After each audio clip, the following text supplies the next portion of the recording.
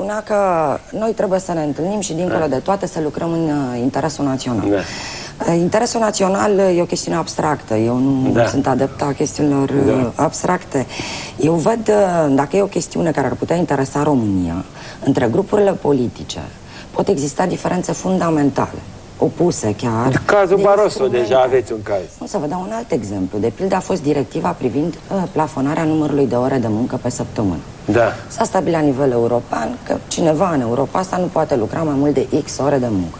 Și a fost punct de vedere al socialiștilor. Noi am susținut 48 de ore pe săptămână, plafonarea numărului de ore de muncă la nivel european pentru a proteja eventual un angajator abuziv, pentru a lăsa mamelor mai mult timp să-și crească copiii, astfel de lucruri. Liberalii, noi am considerat din contră, că trebuie să existe flexibilitate, fiecare țară să-și facă propria politică în funcție de cum îi merge ei pe piața muncii, de nevoile pe care le are și de asemenea să-i lași pe cei care doresc să muncească mai mult, poate să aibă chiar un serviciu sau un serviciu și jumătate, știu și eu, 2 servicii, să o poată face pentru a nu avea evaziune fiscală și așa mai departe.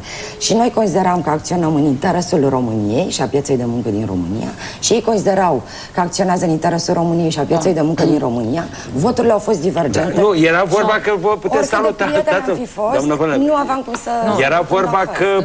Domnul Cristoiu... Dincolo de asta, să știți, domnul Cristoiu, că acolo politica, felul în care conduita parlamentarului european impune un anumit standard și un anumit nivel. Acolo nu merg chestiile astea pe care le vedem la noi, o încrâncenare, un răspuns la salut. Dar nu există așa ceva, e o chestie de civilizație. Pentru că acolo, neexistând putere și opoziție, asta așa e, ci majoritățile se creează în funcție de subiect, de temă și astăzi putem avea o majoritate creată liberalii cu socialiștii pe o temă, nu știu, de libertăți civile, Italia, de exemplu. Sau mâine putem avea pe o chestiune, cum a fost cu orele de muncă, o majoritate creată cu popularii. Acolo nu merge, nu există acest fundamentalism, o ură între grupuri politice sau partide. Sigur că sunt câteodată excese și sunt convinsă că acum și sunt sancționate ca atare, cu acest număr mult mai mare al partidelor de dreapta extremiste, probabil că discursul rasist va veni și pe băncile Parlamentului European. Dar aș vrea să vă spun, să-i răspund puțin Adinei. Deci, ea spunea că interesul național e o chestiune abstractă și într-adevăr... Adică depinde de partid, spunea. Nu, dar ai dat un exemplu în care, într-adevăr, fiecare și-a exercitat diferențele ideologice. Noi susținem 48 de ore pe săptămână. Dar nu de dragul ideologiei, dar eu vreau să vă spun că sunt teme în care nu avem cum să nu fim pe aceeași parte. Cum a fost Italia. Cum este, de pildă, ridicarea restricțiilor pe piața muncii pentru muncitorii români. Deci, eu am fost și vreau să continui să fiu în Comisia de Dezvoltare și în Comisia de Muncă și Afaceri Sociale. În această comisie am această satisfacție, că am făcut aceste presiuni împreună, nu de una singură, tot împreună cu colegi de la toate celelalte partide, pentru ridicarea restricțiilor pe piața muncii, pentru muncitorii români. Mai sunt 12 țări care mențin aceste restricții. Nu avem cum să avem poziții diferite din acest punct de vedere. Deci trebuie identificate sigur că lucrurile nu putem schimba noi nimic din Parlament. Noi facem în această privință numai recomandări și putem insista în fiecare raport, așa cum spune și Corina, și eu am insistat în raportul meu privind libera circulație în Europa. Toți, de fiecare dată când avem ocazia și oportunitatea să introducem o recomandare în ceva, o facem apropo de liberalizarea accesului pe piața muncii pentru noile state intrate. Dar depinde de fiecare stat membru dacă vrea sau nu. Acum explicați-mi așa didactic, fiecare ați făcut mai multe inițiative. Să începem dumneavoastră să bătaia cu roaming. Spuneți-mi cum se face practic, că noi nu înțelegem aici. Aveți o idee, nu? Așa, bun. Simplu. Comisia Europeană este singura care are... Nu, dumneavoastră, practic. Cum faceți dumneavoastră? Ce putem face noi? Nu, omenește, cum e? Spuneți-mi... Asta vreau să vă spun. Bun, aveți o idee, vreți un proiect sau ce? Nu avem noi o idee. Nu dumneavoastră. Dreptul de inițiativă legislativă, atenție, îl are Comisia, pentru că cei care pretind că pot face, nu știu ce, legi din Parlamentul European, nu o pot face. Există drept așa numitele rapoarte de inițiativă, cum a fost acela privind libera circulație, care a tratat problema a noastră în Italia, ce să mai spunem pe scurt, care a fost un raport de inițiativă, deci a pornit dinspre Parlament, dar ca să ai un astfel de raport trebuie să convingi toate grupurile politice să-l ceară și să-l facă. Deci nu poți tu un singur europarlamentar să faci X lucruri. Păi nu, aveți o idee, vreți să faceți neapărat. Deci este roaming-ul. Nu, bun, Da. stați, aveți o idee, da? Eu dacă am o idee, o spun aici. Dumneavoastră cum e acolo? Vă duceți la prieteni, la... Deci cum începe mecanismul? Cum începe mecanismul? Da. În primul rând, propunerea respectivă este însoțită de N studii de impact și analize. Cel care o face. Ți le pune la dispoziție comisia, care îți arată.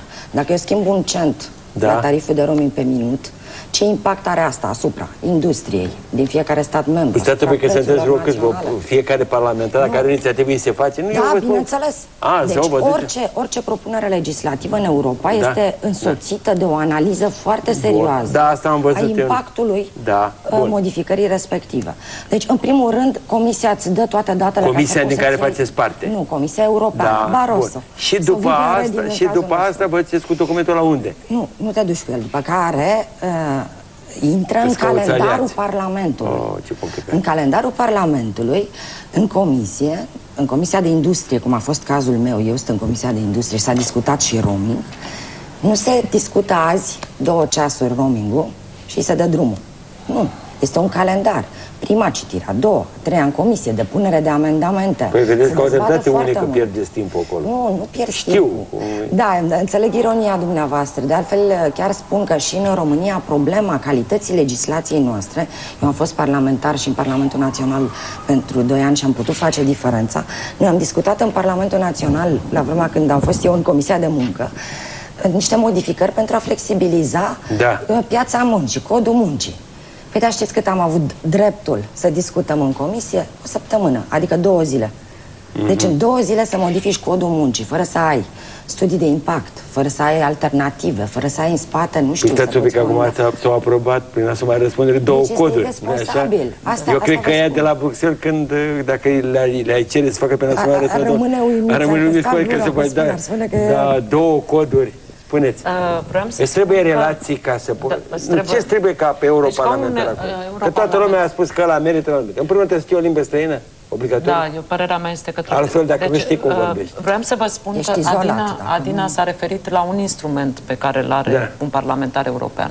Dar un parlamentar european, deci apropo de ce se spunea în ce ați făcut o reclamă, că noi să dăm sfaturi. Sfatul meu, de pildă, celor care au venit este să încerce să își facă cât mai multe relații. Eu, de pildă, am fost privilegiată, pentru că în virtutea funcției pe care am avut-o înainte erau câțiva oameni pe care îi cunoșteam în Parlamentul European. Era, de pildă, Marek Șivieț, care a fost consilier prezidențial al lui Vașnevski și care m-a invitat la o masă și mi-a spus, uite, tu ești acum în Parlamentul European, trebuie să te fixezi pe o temă, pentru că aici sunt 7.000 de lucruri pe care nu știi ce să le faci, sunt 700 de parlamentari europeni, toți se cred Dumnezei și așa mai departe, și m-am gândit la baronesa Nicholson, care a ales o temă clară, care a făcut-o cunoscută. Deci, în comisii, de pildă. Un parlamentar european are mai multe instrumente. Are ceea ce spunea Adina legate de proiectele de rezoluție, de rapoartele, de fapt, pe care fiecare parlamentar european. Sunt intervențiile în plen, sunt amendamentele, sunt declarațiile scrise. Pentru o declarație scrisă, cum a fost, de pildă, cea pentru protejarea catedralei Sfântul Iosif, a fost o declarație scrisă care a întrunit numărul Dar n-a rezolvat problema, Corina. De fapt, asta spunea. Cum să întrunească numărul? În ce sens? Deci a fost o inițiativă a 5 sau 6 parlamentari europeni pentru protejarea catedralei Sfântul Iosif. Și a citit-o cineva la microfon. Nu și-a citit-o și s-au obținut peste 400 și ceva de semnături. Și în momentul în care obține jumătate plus 1 din numărul de semnături, devine se adoptă practic poziția Parlamentului European. Am înțeles.